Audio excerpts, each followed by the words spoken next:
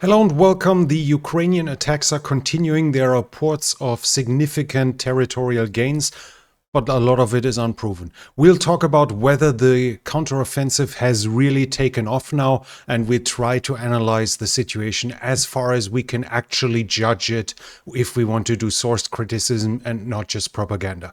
This and more in this situational picture about the Ukraine war.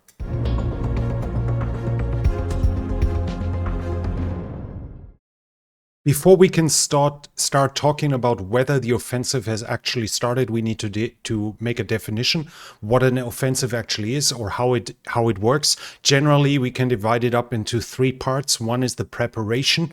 So that would be striking the enemy rear, shaping the battlefield, attacking its logistics, infrastructure, etc. The second part would be the actual ground fighting, when the forces from one side penetrate into the other side, conquer territory, and the third part would be to defend that territory then after it was taken. Now, it needs to be understood that none of this is automatic.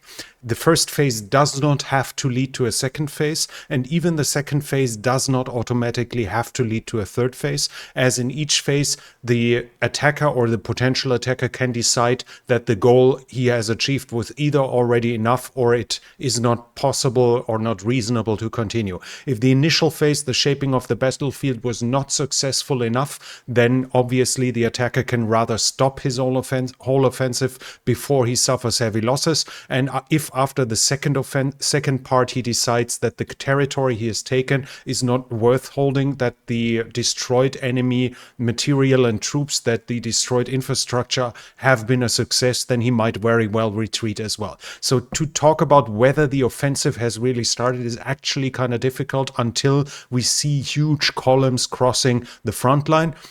If this happens, then anything up to that was preparing it obviously was already part of the offensive. But as said, as long as the second phase doesn't fully break out, it might be unclear. That makes it a little hard. So we focus on the second part. When does the second part start, and has it already started?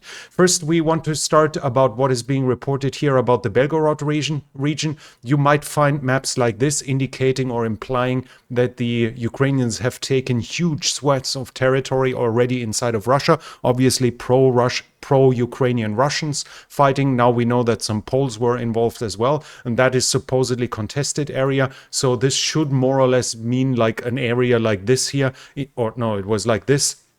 Some numbers are claiming 300 square kilometers already conquered inside of Russia.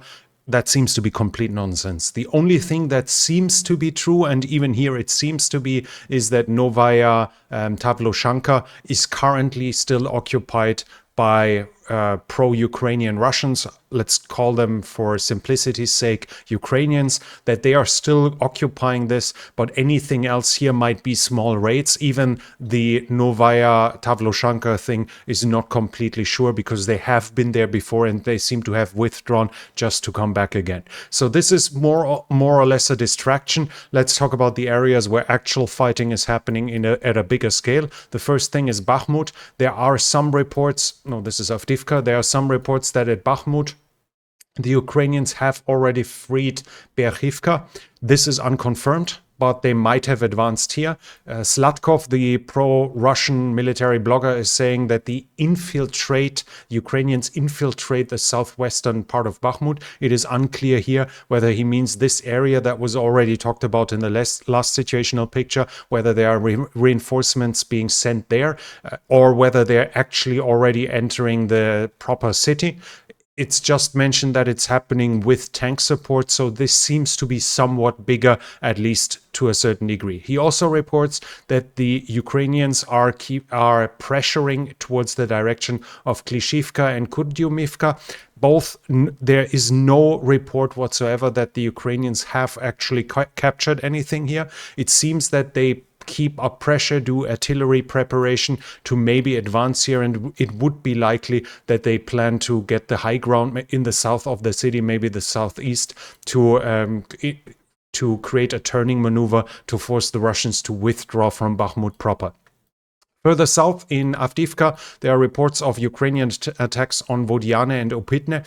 that seems to be more of a distraction or maybe a tactical improvement of the situation south of Avdiivka, because I personally at least don't see where a strategic goal should be achievable anywhere here with the strong fortifications right behind the current front line. So, but still reports of attacks here. The main focus of the fighting is west of Vuhledar, basically at the border of Zaporizhzhia and Donetsk. So this area here is more or less now under heavy fighting. The fighting is going on here. I have confirmation from the Russian side that Novodonetsk is currently contested. That would indicate that the Ukrainians have advanced here, but as we see, it's basically directly behind the current front, behind the past reported front line, so not that much change here. Now, if we talk about the successes, if we look at pro-Ukrainian military bloggers, video loggers, etc., then you will have confirmation that Novodarivka, Rivnopil, Neskuchne have been captured or liberated by the Ukrainians, and that they are currently advancing further, but there's no proof, at least none that I've seen. At the same time, we have the Russians claiming that they counterattacked and took back all the situations. The big issue right now is that the Ukrainian side, mostly the serious Ukrainian side, so the official sides, keep their mouth shut. They don't say anything right now. So everything we have from the Ukrainian side are either propagandists or bloggers, which probably have no connection, no serious connections to the front line. Basically, we don't know anything serious from the Ukrainian side, except that the Deputy Defense Minister Malyar said there have been offensive activities in several regions. No shit, Sherlock. So we know that this is happening, that the Ukrainians are attacking at some points, but to what degree is still kind of unclear. The advances that are being reported might very well not happening. So our best guess is to take the opposite side. We take the Russians and look at what they admitted. If the Russians admit, like yesterday, that where Riba wrote they have lost 500 to 3,000 meters in this area, then it's likely that the Ukrainians actually gained up to 3 kilometers. It might not be exclusively 3. It might be more. It might be true that the following counterattacks were actually successful. It might be that the Ukrainians have given up the position to avoid being shelled afterwards, because this is just reconnaissance. So basically we know nothing. If we take the Russian pro-Russian Riba here, we see, look at the front line here, the fighting. This is from yesterday. This is from today. It should be Moscow time, 2 p.m. You see the troops here. The front line has basically not changed. And the big change is that the troop concentration has moved across the river here. But I still don't see a significant move of the front line. So we don't really have much to go with. What we do know is that the Ukrainians are suffering losses, serious losses though, but that should be fairly that should not be unexpected. In this video here, that is supposedly from yesterday, we see American delivered Max Pro in combat, and they are being hit with artillery mostly. So Ukraine has suffered some losses there. I found a pro-Ukrainian site saying the Ukrainians lost 1 MBT and 10 armored vehicles in this attack, which is serious losses, but as said, in an offensive where we expect probably several tens of thousands of soldiers to be fighting, losing 10 vehicles is nothing. That should not, that's not intended as saying those losses aren't meaningful, especially meaningful for those that have lost their lives and members of family, etc. But in the overall picture, this is to be expected. Of course, the Ukrainian side will have some losses, but at least here we have some image proof that from what I find, seems to be actually real losses the Ukrainians suffered. There are also fake videos going around. For instance, I found a video supposedly Kamo 52 destroying a Ukrainian armored column at long range with anti-tank missiles. From what I found then, it's from last year or from winter. So there are fake videos going around right now too, which makes it even harder than to actually judge the informations. What is interesting is that Riba has reported that German Leopard tanks are now on the front line. This is important because Leopard tanks are among the best the Ukrainians have right now. Should we see them active on the front line, then we see that the real fighting has probably begun, so that the second phase have begun. This is a picture that was spread around, supposedly proving a Leopard, but it was fairly easy. Found out that the barrel was too long, and you can see here in the front that the armor is not straightforward but angled. So it was probably a French an AMX-10 delivered by the French that was taken here on a picture. So whether Leopard 2 are fighting right now is unclear. Riba is reporting it, Khodorkovsky is reporting it, but we simply don't know it either, really, what is going on here. We have reports about further advances by the Ukrainians, but as said, the information situation is horrible right now. We basically only have the Russian sources, which we can judge from past experiences that they have some truth to it, not complete fantasy. And when they admit defeat, then it's likely that it happens. But from the Ukrainian side right now, this is happening like I showed you yesterday on the videos. That makes it fairly hard. What we do know now from the Russian side, they are saying it's mostly size. The majority of the attacks are being done in that the majority of the attacks are happening in company sizes, only in the area of Vuhledar. Supposedly it's battalion size, so it shows us that the size of the Ukrainian forces attacking is still somewhat limited. We have the information here, according to that, only 10 vehicles and up to 100 personnel. So this seems to be more like an armored reconnaissance, like reconnaissance in force, but not full the attempt to break through the Russian lines in total. Right now, as said, the information is fairly limited, but what we should focus on once we see the confirmation that modern Western MBTs have appeared, if the Leopard 2 appear, if Challenger 2 appear, then we know that it's probably for serious now that the Ukrainian forces want to advance further. Now let's talk about the actual chances of the Ukrainians to break through. You will find, no doubt, you will find some pundits claiming that the Russian lines will collapse and that everything will fall apart. While this is possible, we need to ask ourselves, how likely is it?